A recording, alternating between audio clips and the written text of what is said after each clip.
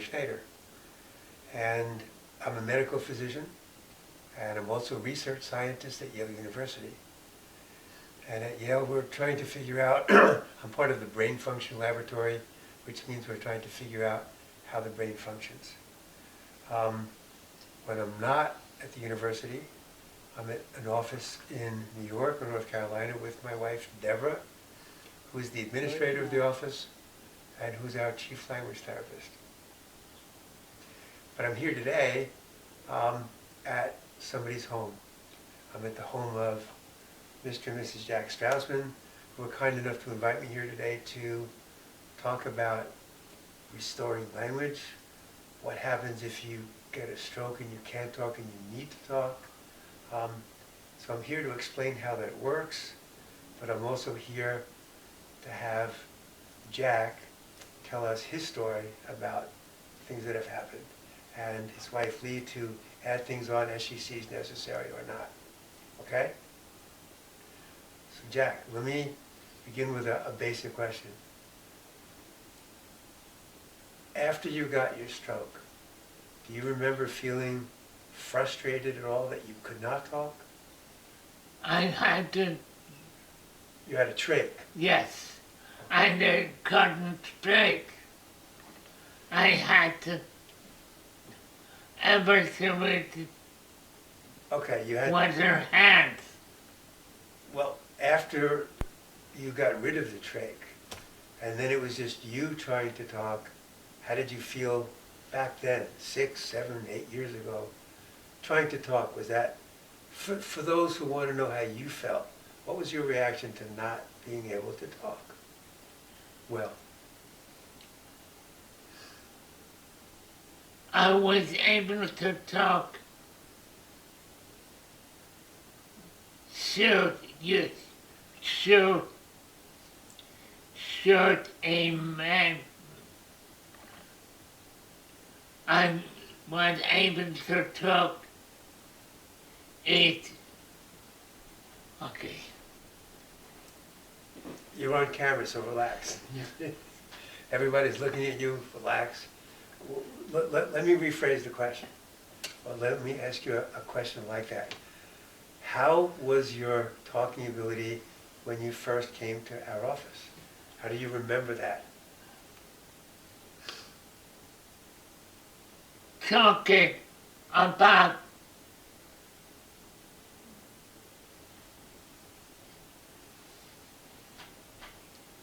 memory and talking about the,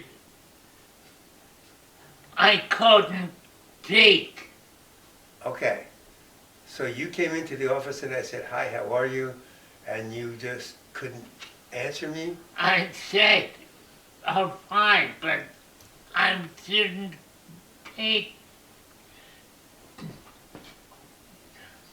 In sentence. this Full sentences, you Full said. sentence. sentences. All right, so you came into the office and we chatted for a bit, and then eventually you sat down and I said, "I'm going to put this gadget on your head," something like that. You put the gadget on my head before I even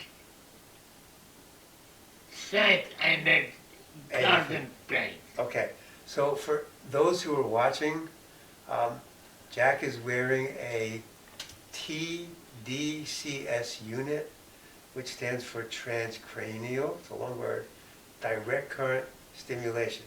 It's a little bit of electricity, a very, very tiny amount, and magnetism, which goes into the brain and helps create plasticity, which means the parts that are broken may get repaired, and the pathways that are not functioning may get reconnected. But just to show everybody, can everybody see Jack?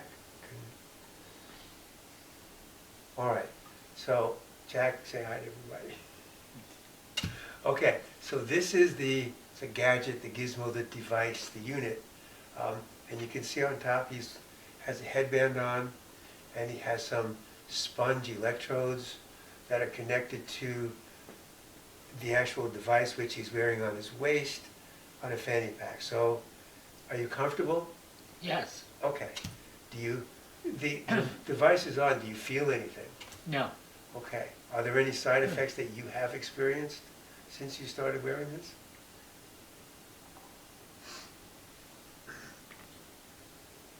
These side effects, in addition to the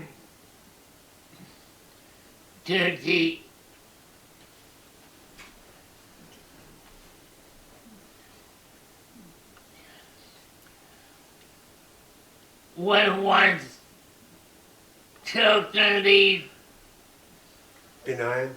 yes, Were the side effects enough to make you stop the session and say, no more? no, They were not that bad. Okay. So do you remember, because I don't fully remember, but do you remember how you felt after you put that on?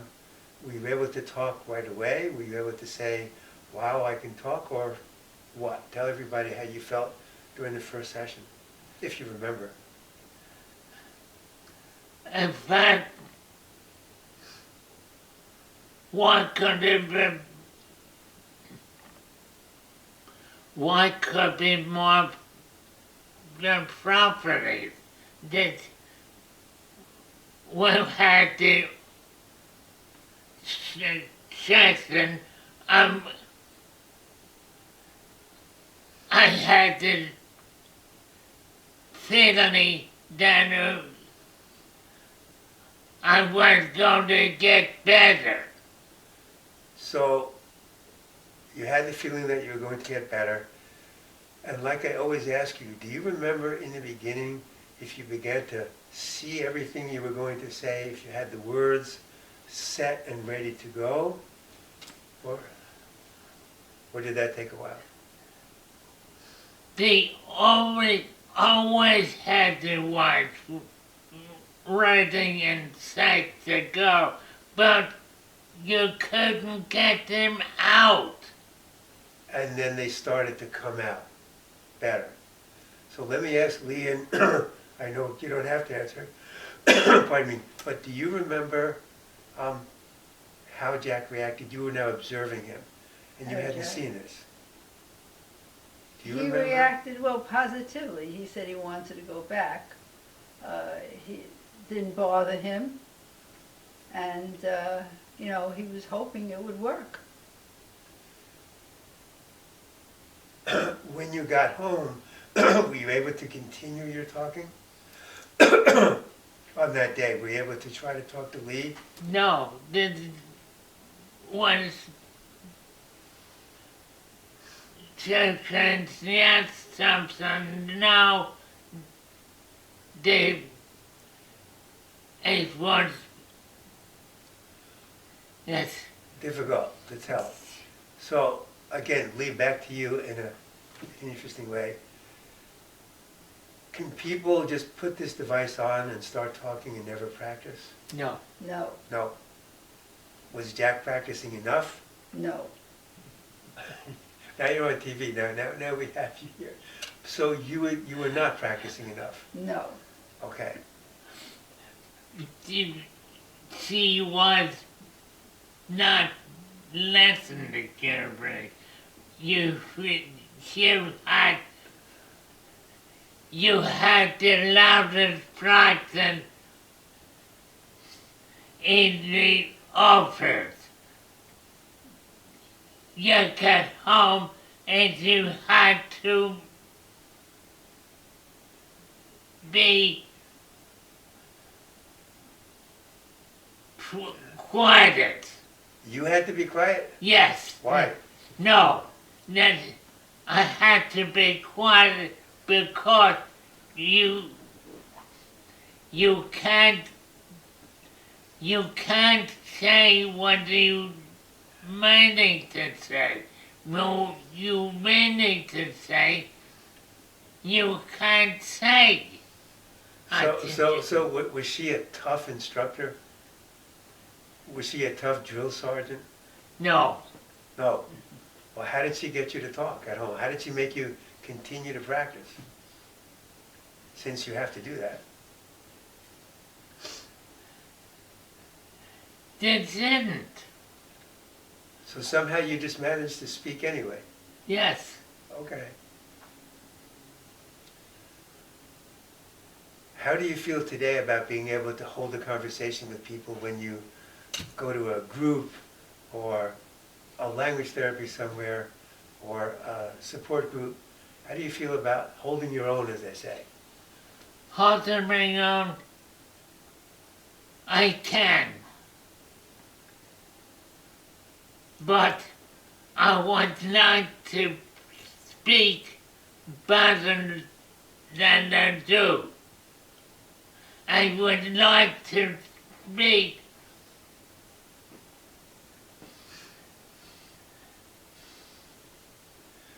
Would you like to speak more clearly than you speak? yes, So you'd like to articulate better? yes. Can you say that?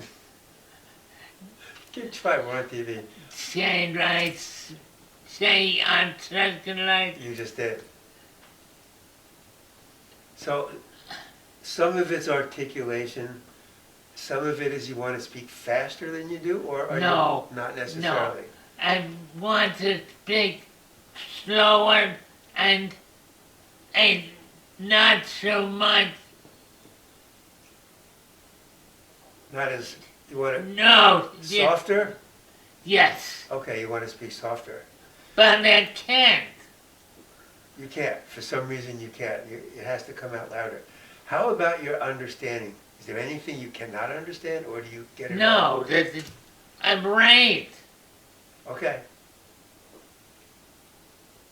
You read, you understand everything you read. When people talk, you get it, and you can respond and tell them basically anything you want. Is that correct? I'm not anything that she was, I don't know, but Because you haven't used them for a while? no, because I said not haven't used it for a while, but it's not that. It's that when don't use them long enough. Okay, practice.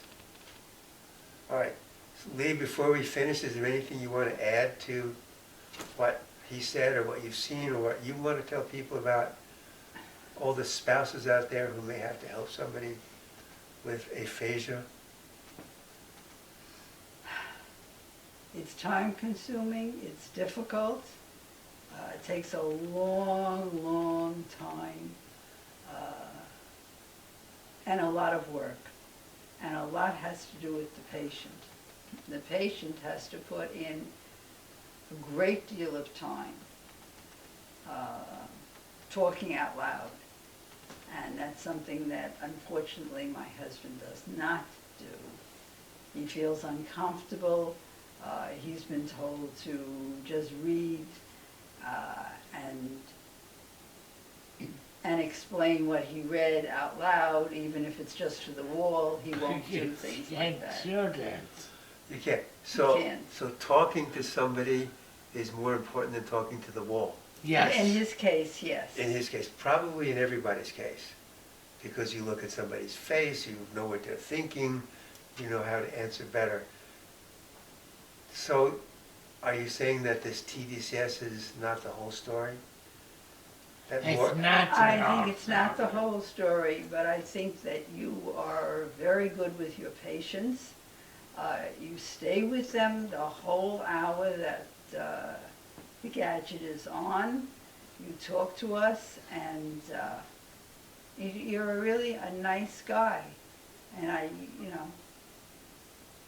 I think that you're an unusual doctor. Well, before she changes her mind, maybe we should just stop here and say thank you very much for joining our Cozy Corner session.